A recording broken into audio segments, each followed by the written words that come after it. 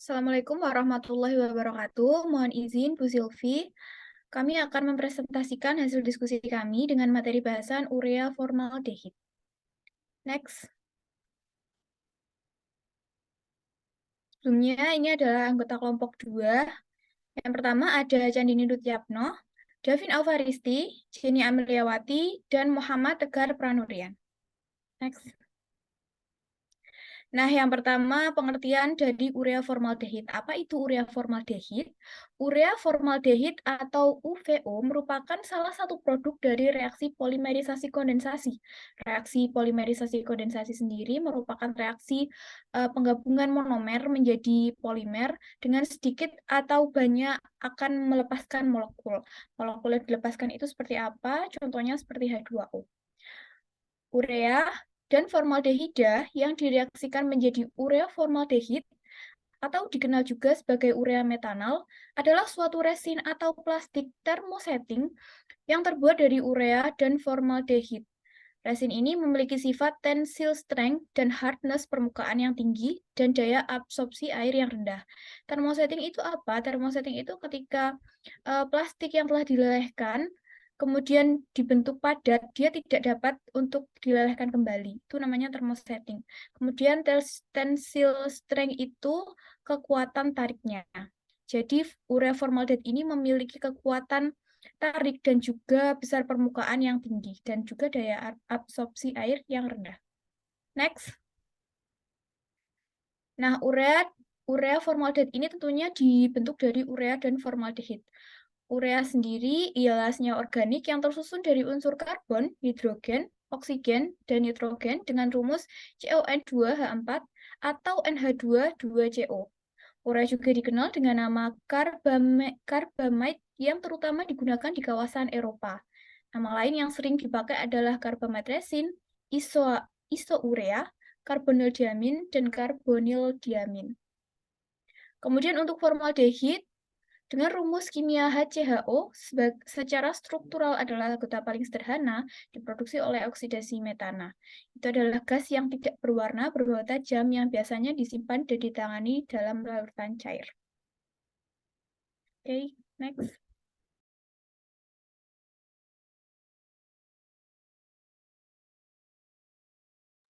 Oke, memasuki ke slide selanjutnya itu mengenai tahapan terbentuknya urea formaldehid.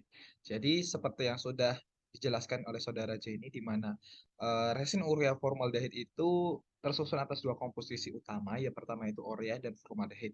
Untuk mendapatkan resin, kita akan melewati resin tersebut akan melewati 3 tahap. Yang pertama itu ada tahap metilosasi, yang kedua itu tahap propagansi, yang ketiga tahap curing. Next. Nah, jadi di sini ada reaksi pembentukan urea formaldehid, di mana di sini seperti yang dijelaskan oleh Jenny tadi, yaitu reaksi polimerisasi kondensasi, khususnya di sini adalah reaksi adisi, di mana yang direaksikan ada dua reaktan yang direaksikan. Yang pertama itu urea dan formaldehid, langsung membentuk urea formaldehid. Lalu reaksi kondensasi tersebut merupakan kelanjutan dari reaksi adisi, di mana reaksi kondensasi polimerisasi itu melepaskan setidaknya ada senyawa yang tidak diperlukan, dalam hal ini adalah H2O. Jadi monomer-monomer yang sudah terbentuk, khususnya ini adalah urea formaldehid, mereka akan bergabung melalui proses polimerisasi dan membentuk polimer polimer urea formaldehid, dan juga ada senyawa sisanya itu air. Next. Lanjut. Baik, selanjutnya ada faktor-faktor yang mempengaruhi reaksi urea formaldehyde, di mana ada temperatur, di mana kenaikan temperatur selalu mengakibatkan peningkatan laju suatu reaksi. Namun, kenaikan temperatur ini dapat mempengaruhi jumlah produk yang terbentuk, tergantung pada jenis reaksi tersebut, exotherm atau endotherm. Oleh karena itu, diperlukan suatu optimasi untuk mencapai hasil yang diinginkan. Kenaikan atau MR resin urea formaldehyde. Hal tersebut dikarenakan adanya pembentukan pusat-pusat aktif yang baru sehingga memperkecil ukuran molekul resin. Kemudian ada katalis. Penggunaan katalis pada suatu reaksi akan meningkatkan laju reaksi tersebut. Begitu juga yang terjadi pada reaksi urea formaldehyde. Ini, laju reaksinya akan meningkat jika digunakan katalis. Katalis yang digunakan pada percobaan ini adalah NH4OH, biasa. Selanjutnya ada waktu reaksi. Jumlah dan sifat produk yang dihasilkan dari suatu reaksi juga dipengaruhi oleh waktu reaksi. Makin lama waktu reaksi, jumlah produk yang dihasilkan makin banyak. Akibatnya, resin yang dihasilkan akan berkadar tinggi dan memiliki MR yang tinggi. Selanjutnya, sifat urea formaldehyde. Yang pertama, resin ini memiliki sifat tensile strength dan hardness permukaan yang tinggi dan absorpsi R yang rendah. Untuk tensile strength sendiri itu adalah kekuatan tarik, adalah berat atau beban maksimal dalam suatu tegangan yang dapat ditahan oleh material, sampai akhirnya patah dan rusak. Untuk hardness atau kekerasan itu merupakan besarnya gaya tekan untuk memecah suatu produk pangan. Kedua, dia itu tahan gores, tahan air, dan padatan tidak larut. Mengapa demikian? Karena resin fenol memiliki sifat tahan karena memiliki sifat kekuatan tinggi dan ketahanan. Sifat ini disebabkan oleh interaksi antar molekul resin dan serat pengikat yang membentuk matris komposit yang kuat. Ketiga, resin yang memiliki sifat tidak mudah larut, serta memiliki ketahanan terhadap keasaman dan kebasaan. Mengapa demikian? Karena resin unggul dalam ketahanan asam, karena memiliki sifat kimia yang stabil dan tidak bereaksi dengan banyak asam. Sifat ini membuat resin fenol cocok digunakan sebagai bahan pembuatan produk yang memerlukan ketahanan asam seperti tahanan asam dalam industri kimia. Next. Kemudian selanjutnya di sini tuh ada kegunaan dan kerugian. Yang dimana kita ketahui setelah dijelaskan beberapa sifat-sifat dari keunggulan dari urea formaldehyde, kita bisa mengklasifikasikan tentang kegunaannya. Untuk yang pertama yaitu satu, untuk membuat bagian isolator listrik seperti saklar, colokan papan saklar, dan gagang pemanas. Kemudian yang kedua itu ada yang digunakan untuk cat pernis. Nah, yang ketiga ini sebagai pengikat roda gerinda, dan yang keempat ada digunakan sebagai adhesif pada kayu. Nah, kemudian ini itu bisa dijumpai di kehidupan biasanya ya. Kemudian di sini ada tentang kerugian. Nah, tentang kerugian sendiri, pastinya untuk penggunaan urea formaldehyde ini sebagai resin dibandingkan polimer lain adalah resistensinya terhadap kadar air atau moisture, apalagi jika dikombinasikan dengan panas. Kondisi ini dapat menyebabkan reaksi balik dan melepaskan monomer yang belum sempurna bereaksi membentuk polimer. Kemudian yang kedua yaitu ini bersifat beracun atau toksik, yang misalnya formaldehyde ini menyebabkan kanker karena digunakan terlalu sering dengan paparan yang tidak memakai pelindung. Kemudian oleh sebab itu ada sebaiknya bila kita akan menggunakan peralatan makan yang terbuat dari bahan polimer ini, sebaiknya peralatan tersebut direndam atau dipanaskan terlebih dahulu dengan tujuan untuk melepas monomer-monomer yang belum sempurna agar tidak bereaksi terlepas pada air yang rendaman itu.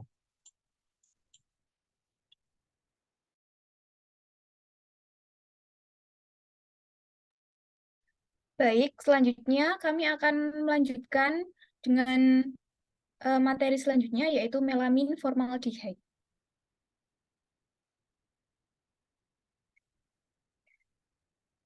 Nah, apa itu melamin formaldehyde? Melamin dengan rumus kimia C3N3NH23 dan formaldehida dengan rumus kimia HCHO bergabung dengan mudah untuk membentuk resin melamin formaldehyde, yang juga merupakan resin thermosetting. Seperti yang telah kita bahas sebelumnya, resin thermosetting yaitu resin yang tidak dapat meleleh ketika dipanaskan. Suhu reaksinya adalah 100 derajat Celcius dalam media netral, yaitu pada pH 7 dalam media berair pada tekanan atmosfer. Selanjutnya, nah, apa saja sifat melamin formaldehyde? Ada bentuknya, yaitu liquid, kemudian ada warnanya, yaitu milky white, dengan pH 7,0 sampai 8,0 pada 30 derajat Celcius. Kemudian ada viskositasnya 60 sampai 160 CPS pada suhu 30 derajat Celcius. Kemudian kepadatannya 50 sampai 51%. Kemudian ada gel time-nya 130 sampai 160 min.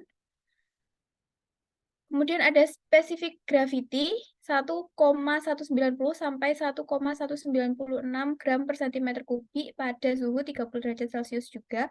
Kemudian ada free formalinnya 0,8 sampai 1,2%. Kemudian untuk umur simpannya kurang lebih 1 bulan. Next. Nah, kemudian ini ada PFD dari melamin formaldehyde yang fitnya berupa molten urea atau yang kita sebut kayak seperti padatan tapi berbentuk liquid. Nah, kemudian kita dikomposer dengan di fluid bed atau kita diuraikan, kemudian masuk ke konverter untuk dikonversi di alat fixed bed juga. Kemudian masuk ke melamin recovery yang dimana itu untuk merecovery melamin itu. Nah, hasil dari melamin recovery ini ada dua, yaitu menuju di pihak purification atau pemurnian yang berupa hasilnya solid melamin, kemudian yang produk ke bawah itu berupa off gas yang masuk ke exhaust gas treatment untuk ditreatment kembali, kemudian menghasilkan CO2 yang kemudian akan disalurkan ke urea production, kemudian ada yang kembali lagi ke konverter fixed bed berupa NH3 dan yang akan dilepas berupa NH3 sistem. Ini masuk ke dalam sistemnya. Oke, untuk membentuk suatu bahan melamin formaldehid ini ada 3 tahap juga, sama seperti urea formaldehid. Yang pertama itu ada tahap persiapan bahan baku, kedua ada tahap reaksi, dan ketiga itu separasi produk. Nah, untuk di tahap persiapan produk ini, di mana bahan bakar urea berbentuk pril dengan kemurniannya berapa? 99,3 derajat. Disimpan di silo penyimpanan urea pada suhu kamar dan tekanan 1 atm. Kemudian, feed tersebut diumpatkan ke dalam melter untuk dilelehkan pada suhu 140 derajat Celcius dan tekanannya 1 atm. Nah, pada kondisi tersebut, urea akan meleleh dan kandungan airnya akan menguap. Dari melter, lelehan urea lalu dipompa ke holding tank, kemudian dari tangki tersebut, lelehan urea dialirkan ke dua tempat, yaitu ke scrubber dan ke reaktor. Di scrubber, lelehan urea digunakan untuk men-scrub off gas, untuk mengambil sisa melamin yang terikut dalam off gas. Kalau dari scrubber, lelehan urea dikembalikan lagi ke holding tank melalui droplet separator dan bercampur dengan lelehan urea dari melter yang digunakan sebagai umpan pada reaktor.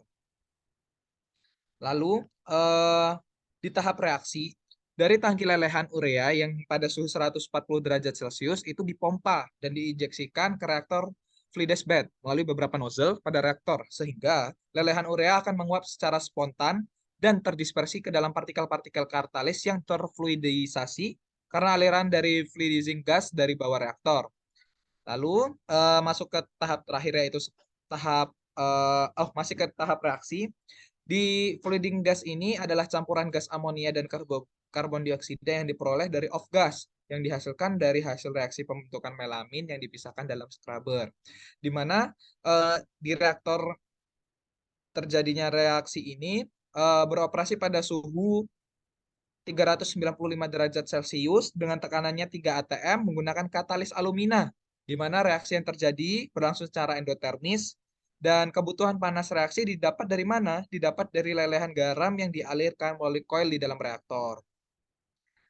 Lalu masuk ke tahap terakhir, itu ada tahap separasi produk atau pemisahan produknya. Jadi gas hasil reaksi yang keluar dari reaktor, kemudian didinginkan di heat exchanger sampai suhunya 310 derajat Celcius. Gas tersebut kemudian masuk ke filter gas untuk memisahkan gas melamin yang diinginkan dan membuang gas sisanya. Dari filter gas dialirkan ke desublimer, di mana dalam desublimer tersebut gas dikontakkan dengan off gas dari scrubber yang digunakan sebagai pendingin atau quenching gas, sehingga gas melamin akan mengkristal. Melamin yang mengkristal sebanyak 99% dengan kemurnian 99% tersebut menggunakan pneumatic conveyor menuju siklon.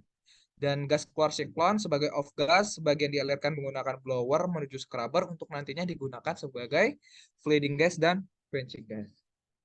Lanjut. Di sini ada reaksi melamin formaldehid ya, di mana dari melamin dan formaldehid, kalau di sini ditulisnya itu ada formalin untuk membentuk polimer untuk membentuk monomer melamin formaldehid. Kemudian dari monomer-monomer tersebut akan melalui proses polimerisasi untuk membentuk polimer melamin formaldehid. Oke, lanjut. Kemudian di sini ada bab cleaning and handling, yang dimana melamin urea atau formaldehid itu mudah ditangani dan dapat dicuci dengan air hangat agar bisa menghilangkan beberapa kandungannya. Nah, kemudian ada bau formaldehida.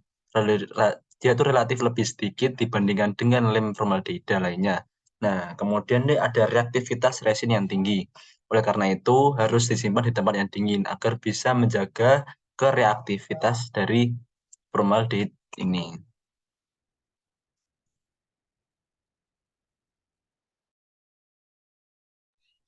Baik, selanjutnya pengaplikasiannya di industri. Yang pertama itu ada bahan dasar produk kayu, di mana karena bahan yang paling umum digunakan sebagai perekat kayu lapis untuk aplikasi interior, karena memiliki sifat mekanik yang baik dengan harga yang relatif murah.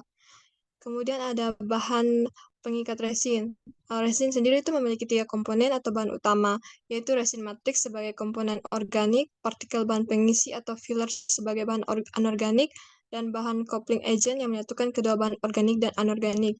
Kemudian ada bahan pengisi produk kosmetik, contohnya itu adalah pengeras kuku atau cat kuku. Yang mana kita ketahui kuku pada umumnya itu kan berwarna putih, tapi kadang-kadang juga berubah menjadi kusam, kuning, bahkan menghitam karena keadaan tertentu. Nah, untuk menutupi kekurangan kuku, maka dibuat warna yang lebih bisa dipakai kayak misalnya kuku teks itu agar lebih menarik.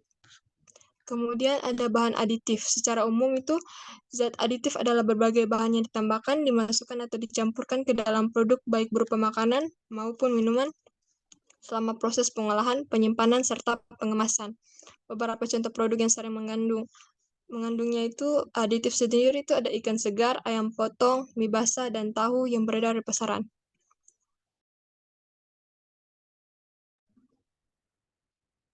Nah, kesimpulannya itu melamin formaldehyde adalah material polimer termoset yang digunakan dalam berbagai aplikasi industri, termasuk industri petrokimia. Oleh karena itu, penting untuk mengevaluasi dampak MF pada lingkungan dan mencari alternatif yang lebih ramah lingkungan untuk aplikasi industri. Sekian dan terima kasih.